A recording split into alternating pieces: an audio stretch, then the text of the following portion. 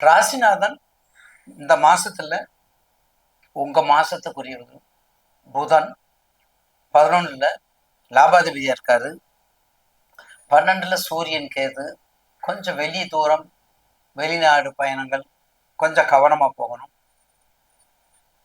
முதல்ல ராசிநாதன் லாபாதிபதி நன்மைன்னு எடுத்துக்கிறோம் 4 பாயிண்ட். அப்ப ராசிநாதன் நல்லா இருக்காரு, நன்மை. அப்ப வெளிநாடு போகலாம், நன்மை.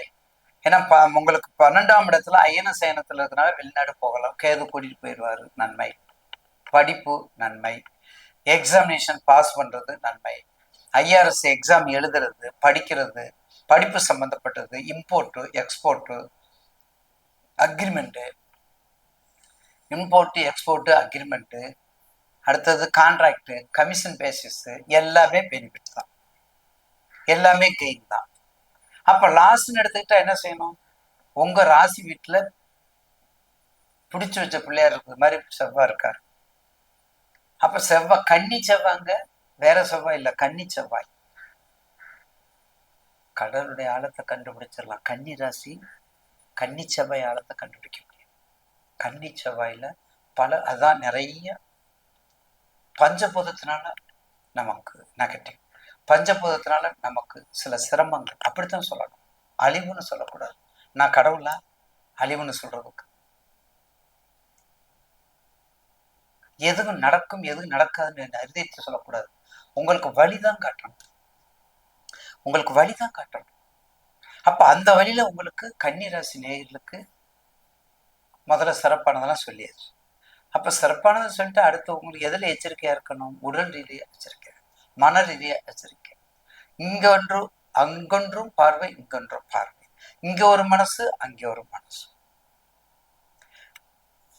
இல்லைங்க சார், நான் தப்பே பண்ணல சார், நான் கரெக்டா தான் சார் எழுதுனேன், எனக்கு மார்க் போச்சு சார். நீ பேப்பரை பாடுறா. இல்ல சார், நான் பார்த்துட்டேன் சார், நான் சொன்னதுக்காக பாடுறா. அப்படி சொன்ன பிறகுதான் தப்பு போட்டிருப்பான். 2 சொல்லிக்கு 3 சொல்லி போட்டிருப்பான், 3 சொல்லிக்கு 2 சொல்லி போட்டிருப்பான். இப்ப தமிழ் எழுத்து யாருக்குமே தெரியவும் மாட்டேங்குது.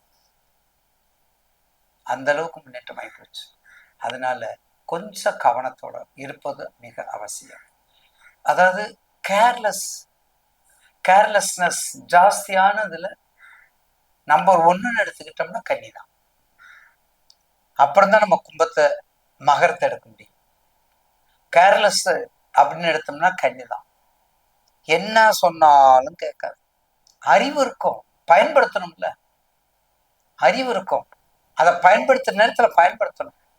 ஏன்னா அது மண்ணுல போட்ட பொண்ணுல மண்ணுலையும் போடணும்னு சொல்றாங்க அந்த காலத்துல.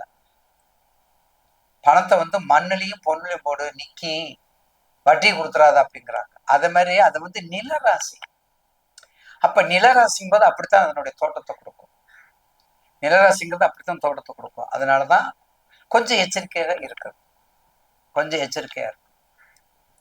இந்த நிலராசிக்காரவங்க கொஞ்சம் எச்சரிக்கையாகத்தான் இந்த கன்னியை அதுல சேர்த்துக்கணும். இப்படிலாம் செஞ்சு வந்தா கன்னி ராசிக்கு ரொம்ப கவனத்தோட இருங்க. நிச்சயமாக குரு பலம் வேற உங்களுக்கு 10ல குரு இருக்காரு. உங்கள் 10ல குரு 2 குருவும் சேர்ந்து இருக்காரு, குருவும் சுக்கரன் இருக்காரு.